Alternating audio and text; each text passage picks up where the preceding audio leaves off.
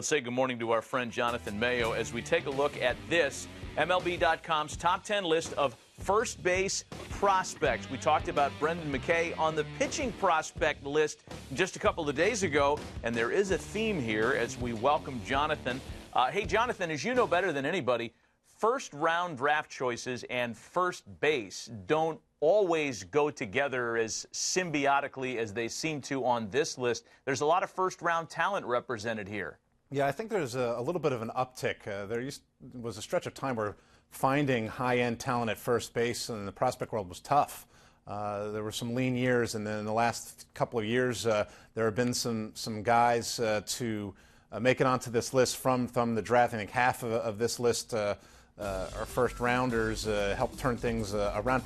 And, you know, we're starting to see a couple of high school first-rounders. Now, most of them are college. I think 4 of the top 5 are from the 2017 draft, and 3 are from the college ranks, and 1 from the high school. So you're trying to start to see them from all over the place and adding some more talent at that position. Hey, Jonathan, good morning, my friend. Good morning. There's so many guys on that list that we talk about the draft. I love doing the draft with you all the time. So there's guys I want to pick out real quick. But I want to start with Brendan McKay because it's such an interesting study. What is going to happen with him? I don't think we've had a guy ranked as high as a pitcher and number 1 as a first baseman. What's going to happen? No, I mean, he was, near the top of both lists. And this is a high-end all-star pitcher. Yeah. I mean, and this year we're going to have, obviously Shohei Ohtani is going to be on 2 lists as well, so it's very different. I'm not sure what's going to happen, and I don't know that the Rays or Brendan McKay know exactly what's going to happen. I think they liked him better as a hitter. They're letting him do both. We'll see how far that takes him. It is an interesting case because he can hit, he's got power, and there's probably more to tap into because this is a guy who has never focused solely on one or the other.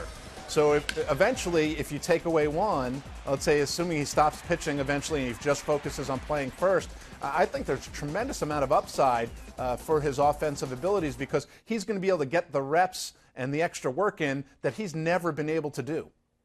The other guy that I was looking at was Pavin Smith with Arizona. Where's he fit? And that's a guy that really has taken off since the draft, right? Well, I mean, he was a top 10 pick, so he was always kind of on the radar as one of the most advanced bats in the draft class. And he can just flat out hit and draw walks. He drew more walks than strikeouts in college. He drew more walks than the times he struck out during his pro debut. Hit over 300. The one thing he didn't do is show any power during his pro debut. I think it's going to come. He's got a hit-over-power approach right now. I think he's going to learn to start turning on pitches. But that's the one thing sort of holding him back, although it's not really holding him back that much, is that he's not shown the power for that position yet. I think it's in there, though. Another versatile athlete because he was an outfielder and he pitched a little bit as well, and now he's playing at first base. There's a lot of guys now that moving to first base that have that versatility and athleticism. Is that what we're going to see now? Yeah, I think you are starting to see that. I think gone are the days where, you don't know what to do with a guy. You put him at first. Now, that's going to happen, but the ability to play the position well, I think, is essential. You look at a guy like Evan White, who can really run. He can play the outfield. He actually played corner outfield position. He's going to play first base for the Mariners, and it's largely because he's got gold glove caliber skills there. He could be fine in an outfield corner. He could be a plus defender at first.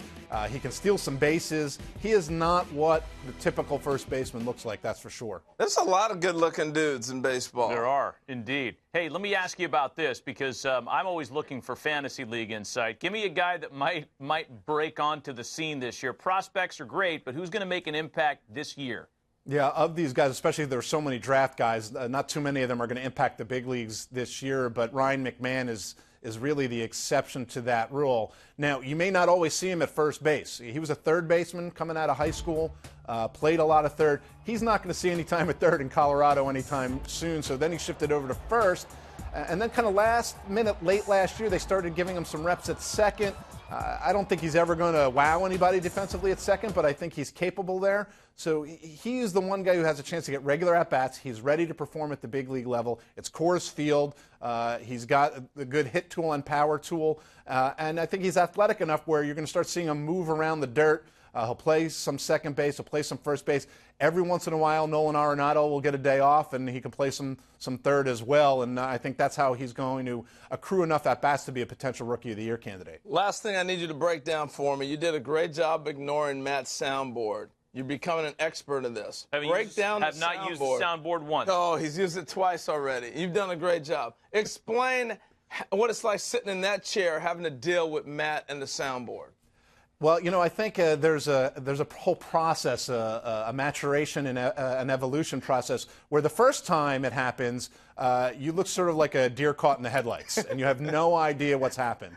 And then there's a little stretch of time where you think, and Harold, let's be honest, you throw curveballs at me, right? You'll ask questions out of left field. How did you come up with the title? There's a little bit of a stretch, a time where I think it's an actual question until Matt starts stretching things and asks me things that have nothing to do with baseball or nothing to do with the reality that you and I live in. And then you just go with the flow, and then you get to the point where you just ignore it all.